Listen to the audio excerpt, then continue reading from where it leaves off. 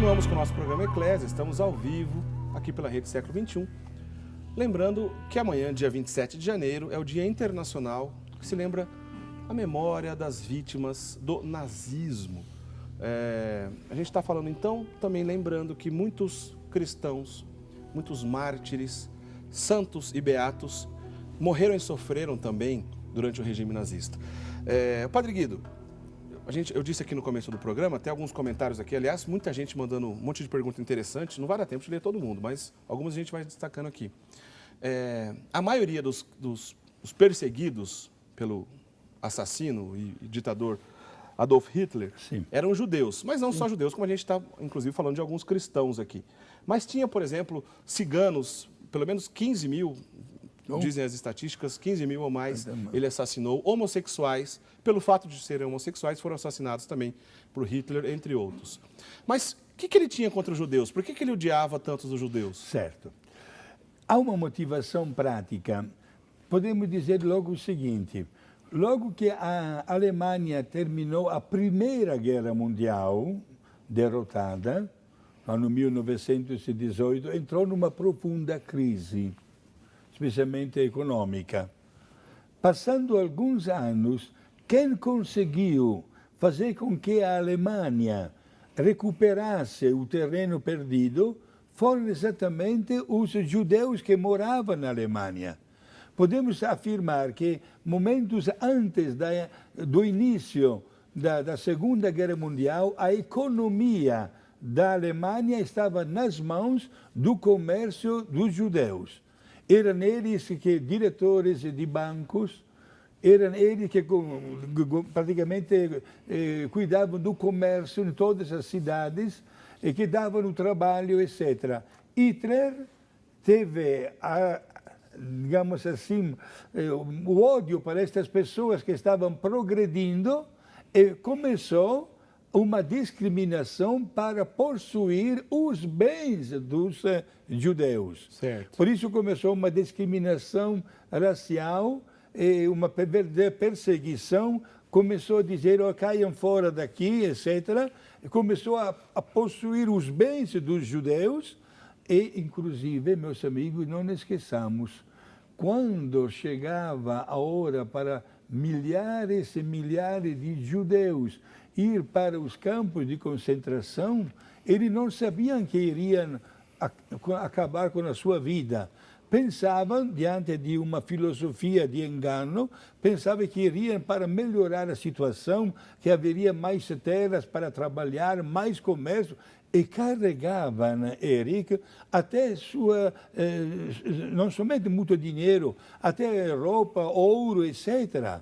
Inclusive, para quem ainda não sabe, mesmo durante a Segunda Guerra Mundial, com o gasto das armas, a economia da Alemanha progredia, porque usava até o ouro e os bens dos judeus. Estavam roubando milhões e milhões de judeus, né? Por dia.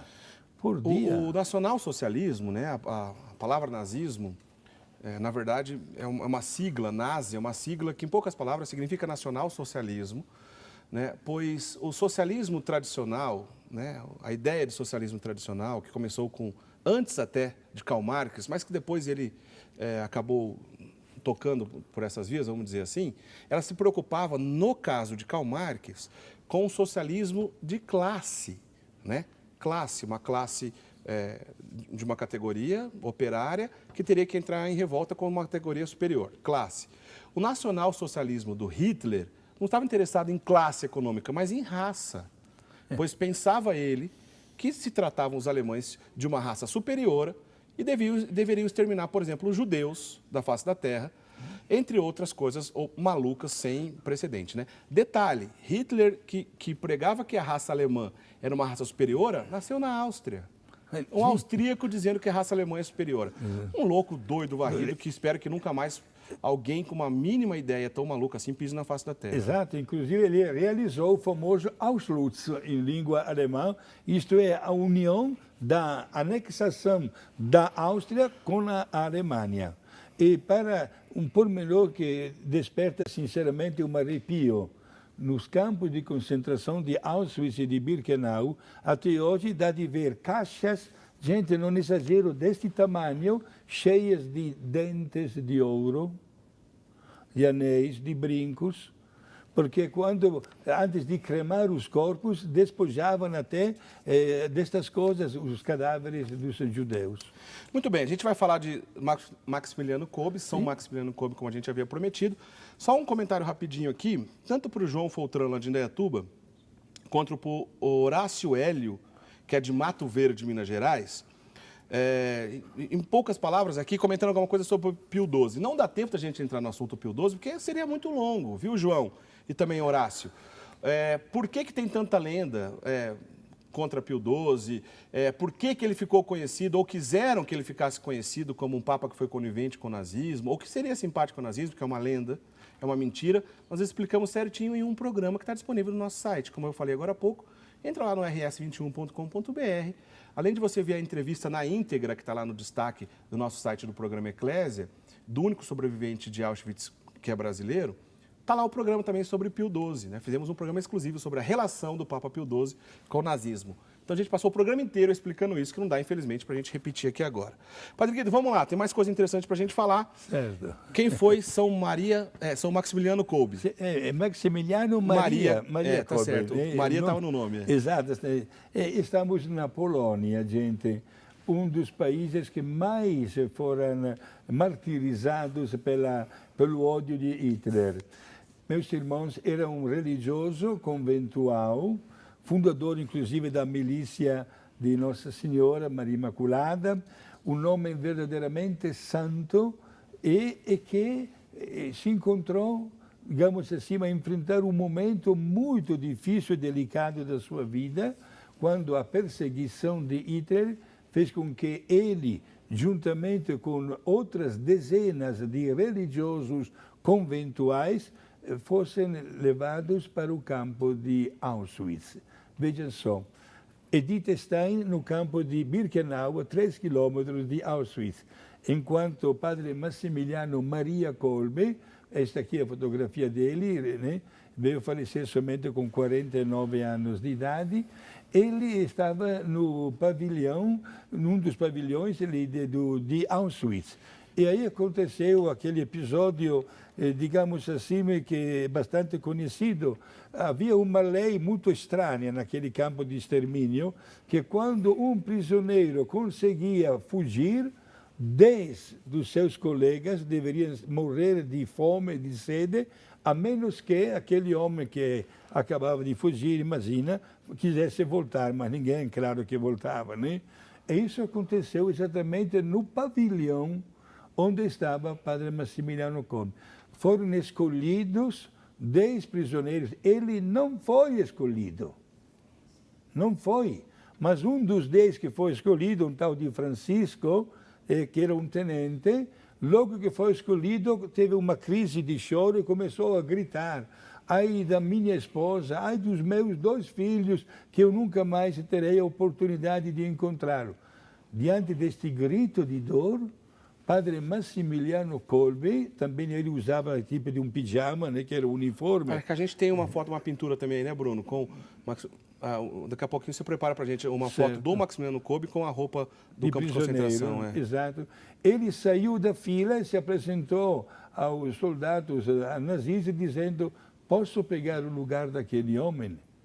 E aquele soldado nazista respondeu com uma pergunta. Olha que palavras. Quem é você, cachorro polonês? Chamou assim. E o padre Massimiliano lhe respondeu: sou um padre católico. Diante desta afirmação, o homem lá, o alemão, ficou sem jeito e aceitou.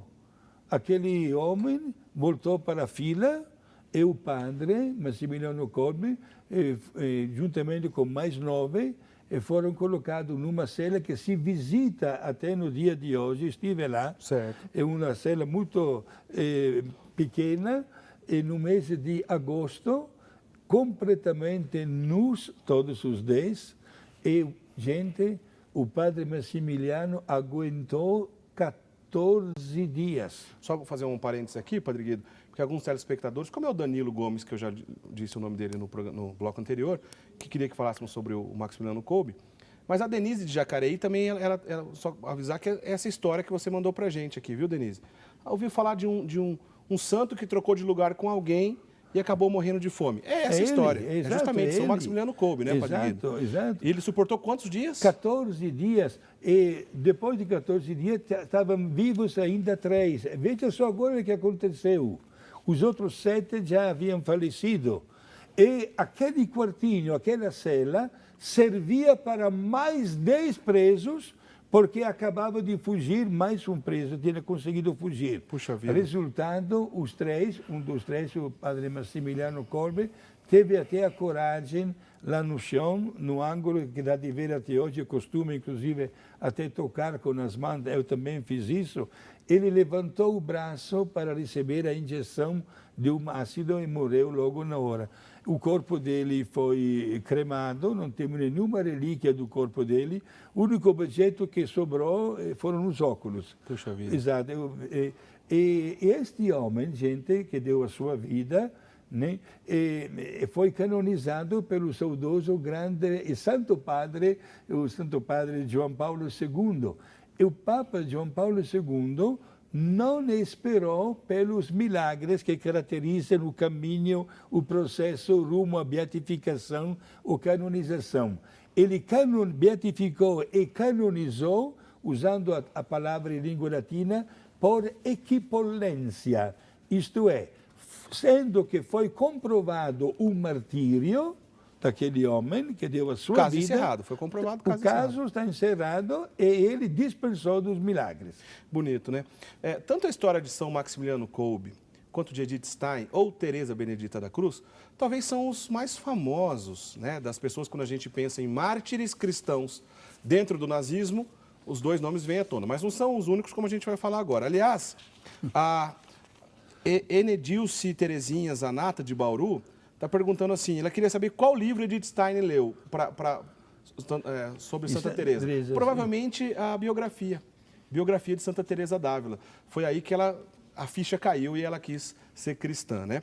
Agora, além desses dois grandes santos que nós acabamos de dizer, Padre Guido, queria que o senhor falasse um pouco para a gente de um outro personagem, que é a Natália. Sim. É um sobrenome difícil, ela é uma polonesa. Como é que é o sobrenome pronuncia dela, certinho? Tulasiewicz. Tulasiewicz, Natália Tulasiewicz. Está vendo? Essa já não é tão conhecida como Edith Stein e Maximiliano Kolbe. Quem foi Natália Tulasiewicz? Era uma senhora católica praticante e que, manifestando abertamente o seu credo, acabou exatamente sendo presa e foi levada pela Gestapo, a polícia de Hitler, para o campo de Ravensbrück, perto de Brandeburgo, estamos na Alemanha. Certo. Esta aqui é a fotografia dele, exato. Gente, esta senhora, na Sexta-feira Santa, teve a coragem de sair daquele barracão juntamente com outras pessoas e fez um sermão sobre a paixão e morte de Jesus. Muitas pessoas ficaram, apesar de não ter nenhum recurso, começaram a chorar, pessoas famintas, pessoas que não tinham nada, né? Ficaram extremamente comovidas diante da pregação desta mulher leiga. Os alemães nazistas pegaram esta Dona Natália, Sexta-feira Santa, e 2 dias depois, dia de Páscoa, colocaram ela na câmara a gás. Olha só. Só foi. Ela resolveu fazer uma pregação na Sexta-feira Santa, porque ela devia estar, certamente, sendo ela cristã, vivendo aquele flagelo terrível do campo de concentração, devia estar tocada com a Sexta-feira Santa e resolveu falar sobre isso. Exato. E Eric, é aqui que nós vamos colocar agora, né, porque conhecemos exatamente Edith Stein, Padre Maximiliano Kolbe, que são os mais famosos, mas juntamente com esta Dona Natália, muitos outros cristãos, até leigos, né, foram colocados na câmara a gás e terminaram a sua vida cantando em homenagem a Nossa Senhora. Olha só. É um pormenor, gente. Eu tive, devido ao fato que meu pai esteve lá dentro, vou frequentemente naqueles lugares. enquanto às vezes 1.200 pessoas morriam dentro de 15 minutos devido àquele gás chamado Zyklon B. Fora da câmara a gás havia a orquestra do campo de concentração formada por mais de, às vezes, de 80, 90 presos que tocavam músicas num volume altíssimo para cobrir os gritos dos que estavam morrendo lá dentro. Para esconder o sofrimento daquelas pessoas e não assustar ou não querer que os outros fujam, de repente, né, que estavam esperando a fila. E queria encerrar dizendo que o Papa João Paulo II foi ele que canonizou a Dona Natália. Beatificou, na verdade. Acho que não é canonizada ainda, né? Beatificou. E juntamente com ela, mais 108 pessoas que encontraram a morte junto com a Dona Natália. Volta para a gente a foto da Natália, por favor, aí, diretor. Tá aí, essa beata da igreja, Natália, o Padre Guido, lembra o sobrenome aí que eu vou errar a pronúncia. Tulasiewicz. Sim. É difícil pronunciar esse sobrenome. Os poloneses são um pouco mais difíceis. Natália Tulasiewicz, então, é essa beata da igreja, canonizada nessas condições que o Padre Guido acabou de contar para a gente, pois foi martirizada após ter feito vamos dizer assim, uma pregação na Sexta-feira Santa. Na Sexta-feira Santa, gente. Os judeus não gostaram, desculpa, os judeus não, os nazistas não gostaram e a mataram. E aí ela foi beatificada ao lado de 108 vítimas. Exato. É bom lembrar, Eric, né, que não existia um processo sumário, mesmo que fosse sumário, existia aquele que era chamado de seleção. Certo. Diariamente, os nazistas selecionavam pessoas. Quem estava, por exemplo, com um problema físico, uma doença, tinha prioridade para a câmara a gás. Chegamos a este ponto. Olha só. E para, em vez de gastar um dinheirinho para remédios, etc., preferiam condená-los logo lá. Puxa vida. Sim. E hoje, meus irmãos, entrando naquelas câmaras a gás, dá de ver até as unhas das pessoas arranhavam nas paredes para ganhar talvez 1 minuto ou 2 a mais de vida. Puxa porque vida. O gás matava. E tem, inclusive, se um dia você for lá, Eric, tem até como uma vitrine com mais de centenas de latinhas que eram usadas para... Uma latinha matava 1.500 pessoas. A lata do veneno, provavelmente. Do veneno, Zyklon B, exato, está conservado até hoje. Ô, diretor, a gente está no terceiro bloco do programa, eu me perdi aqui. Daqui a pouco a gente tem mais um bloco ainda, né? Tá. Porque daqui a pouco, provavelmente no próximo bloco, vamos falar, como prometi, do único caso, né, de que a gente tem notícia, de um padre que foi ordenado num campo de concentração e que é beato da igreja. A gente vai falar, inclusive, o nome do bispo, a gente tem até uma foto raríssima, vamos contar a história dessa foto, já a gente fala sobre isso. Ô, Padre Guido, rapidinho, vamos falar também aqui, agora nesse bloco ainda, os mártires do Verbo Divino. A gente tem informação de 4 religiosos do Verbo Divino que foram martirizados, vou falar rapidamente o nome deles aqui, Luiz, Estanislau, Aloísio e Gregório. São 4 sacerdotes do Verbo Divino, né? A congregação religiosa Verbo Divino. Sim. E entre eles, especialmente o Gregório, o senhor falou lá no começo do programa, o senhor deu um exemplo bonito, Padre Guido, que em determinado momento, isso aconteceu lá em Dachau, né, que o senhor estava contando para a gente, numa epidemia de tifo, os próprios soldados nazistas não queriam entrar mais lá para cuidar dos doentes de tifo, porque tinham medo de morrer também. Mas os cristãos iam. Né? Esses padres e seminaristas cuidavam dos doentes. E no caso aqui, especialmente do Gregório, conta a história que ele era uma das pessoas que ajudavam, então, esses doentes de tifo. Perfeito. Enfrentaram, digamos, o perigo até da mesma vida. Vários deles morreram da mesma doença, como a expressão mais nobre e mais alta do amor. Gente, estamos diante de atos de verdadeiro heroísmo a tal ponto que a Igreja, através do Santo Padre, o Papa, dispensou até do processo para beatificar estas pessoas. Olha só. Porque foi tão claro, né, a doação, digamos assim, diante de um perigo imenso. Visitando o campo de Dachau, repito, não é um campo muito grande, mas está cheio de tantos episódios de heroísmo que nós ficamos sem jeito. Por exemplo, falando até dos sacerdotes, quando a um certo ponto os nazistas acharam por bem libertar os padres para que voltassem para as suas paróquias, a reação foi exatamente oposta. quase nenhum dos padres preferiu cair fora. Ficaram lá para poder ajudar as pessoas com esta doença infecciosa, o tifo. E justamente o irmão, como eu estava dizendo, o irmão Gregório Frakovich, acho que é assim que pronuncia o nome dele, é um desses casos, né? Um irmão do Verbo Divino que viveu essa experiência e foi beatificado, é um beato da igreja, né?